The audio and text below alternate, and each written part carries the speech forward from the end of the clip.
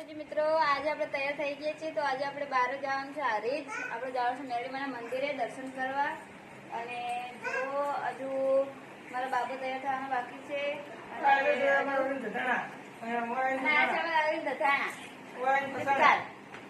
જેને પણ ગીત લખાવો હોય કે અમારા ગીતકાર છે. હજુ તૈયાર થવાના બાકી છે.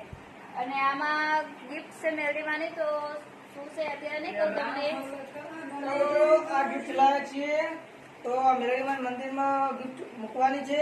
તો અત્યારે કહેવાનું છે નહીં, તો એ જઈને તમને બતાવીશું કે શું ગિફ્ટ લાવ્યા છે. એસટી લેવી તમે નક્કી કરજો મેરડીમા માટે. અને આ અમારા ગીત ચાલે છે.